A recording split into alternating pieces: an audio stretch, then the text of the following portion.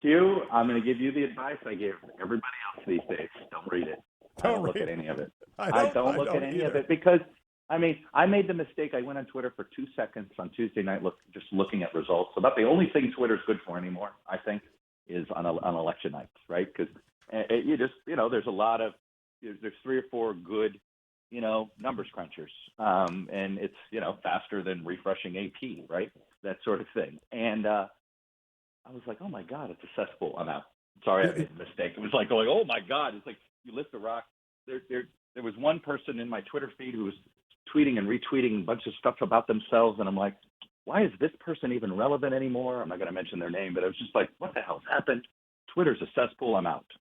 So, I think John Podhoretz has done the same thing, and there are days I'm getting close, but I'm addicted to Browns Twitter and Indians Twitter. This is the bottom. By the way, I get it. If you're a sports fan, if you're a music fan, there's still some parts of Twitter just for fun stuff, right? But it's what has been done to news and politics is you just get out. All right, now speaking of what's been done, Lindsey Graham was on with Martha McCallum last night. John Brennan is our colleague at NBC, but he brought him up, so I'm going to play this for you and ask whether or not Lindsey is onto something or over the edge. Cut number 33. No, I'm not going to subpoena a member of the House. If they subpoenaed me, I wouldn't go. We have separate branches of government. Cut number 33. Without the whistleblower complaint, we wouldn't be talking about the subject matter right now, right? So what if the whistleblower was tied to a Democrat? What if the whistleblower was tied to Brennan and people from the intel community who'd been out to destroy the Trump presidency even before he got elected? What if this person came from that world? What if they had a bias? The whistleblower statute is being abused here. It does not give person anonymity when it comes to making a claim of wrongdoing. It protects them from being fired. The Constitution trumps the statute. No American, including Donald Trump, should be accused of something based on an anonymous source. So I want to know who the whistleblower is, what ties they have to the intel community, if any, and were they working with a Democrat? Did they have an agenda like Brennan and Clapper? So that, I just said, whoa. Lindsey Graham has been your guest on Meet the Press probably as many times as anyone still active in politics. Oh no, he hasn't come on in a year. For some reason, Lindsey Graham won't come on Meet the Press anymore. His people That's odd. Are afraid of. Yeah, I completely agree. You should ask him. It's the oddest thing. Lindsey Graham's usually fearless, but for some reason, his folks. I don't think it's him, but I think his folks seem to want to block him. Oh, I'm going to talk to him about that because I would love to hear. I don't get it. I don't know. I don't understand it. But. What do you make about the speculation of John Brennan? Which is there's a dark web, and we just talked about it. That trades in conspiracy theories. It's something you say. I think it's something you say in a program that he went on. So I understand why he did it for the audience there. But here's what I don't get about the whistleblower, Hugh. It's irrelevant anymore. Like, I think the whole whistleblower debate is just a irrelevant debate. Bill Taylor is on the record, right? Like that. It's sort of. I don't know what you're fighting over at this point. Like the whistleblower, it is no longer.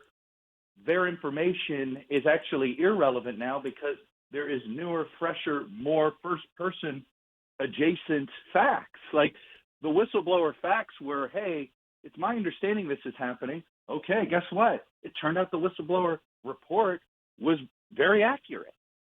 I think you're underestimating how a defense attorney would approach this, Chuck, which is the motive always matters, and the charge that's brought. Has entrapment been part of this? And that really is there an entrapment play going back 3 years? That's really what is being put forward by Lindsey Graham. I don't understand how, what part of the president asking for a favor has anything to do with entrapment. Yeah, look, this was always the fear of Trump. You remember, you and I talked about this. There were people supportive of Trump who always said he will get himself impeached, meaning he has no discipline. He won't know what the lines are. So I guess if you're saying the entrapment is, well, he they knew that he had no filter. He didn't understand the line. But that's no. I want you to understand me. That's not what I'm saying. The entrapment theory is that's not what I'm saying. What I'm saying is people did very bad things. The most obvious cases, Strzok and Page. Those people may include folks higher up. We will find out from the Inspector General and John Durham. if people did bad things, they've got to get Trump and his team out before those bad things are revealed, and therefore they will use any and all means of doing so, including grabbing. All right. That's it. No, That's the entrapment defense. I have to say, in order to believe that, you've basically got to believe that the government's been lying to you for your entire life.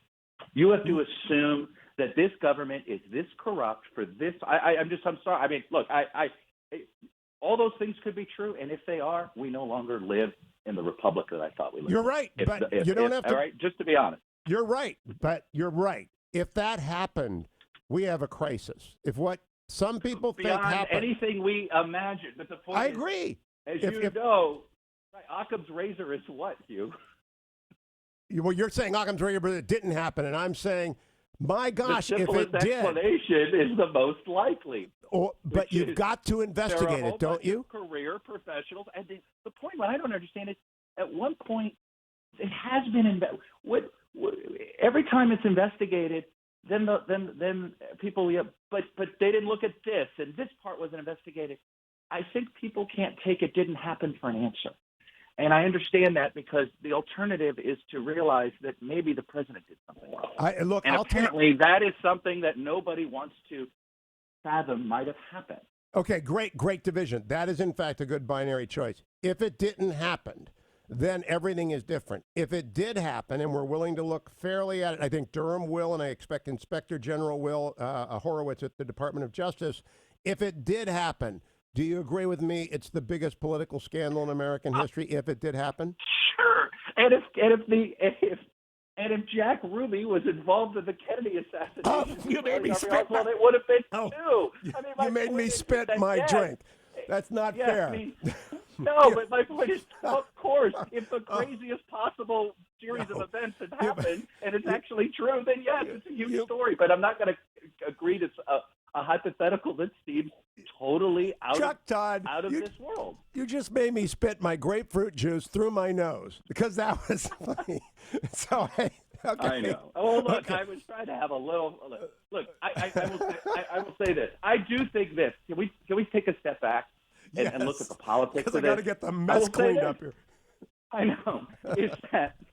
Well, there's another saying too. If what is it? And I can't go into that one. If my aunt or never mind, you call him your uncle, but then I think I'd get in trouble for that one now. Anyway, the point being is this: I think the larger issue is I think there is that I think what the president has is that he's got enough people on his side giving him the benefit of doubt right now, which means that impeachment is going to paralyze Congress. Yes. And the question is, what does that paralysis look like in 3 months? Right? We know it's going to paralyze Congress one way or the other.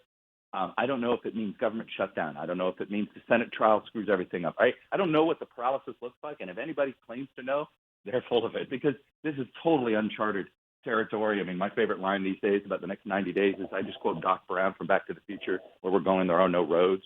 Right? We have no idea what any of this is going to look like other than paralysis is coming. Read my post column. There are 3 roads. Mitch McConnell gets to make the choice. Now I got to ask you the most important question. I'm on Meet the Press panel on Sunday. The last time I was on, I wore my Browns tie, and the Browns won. They have not won since.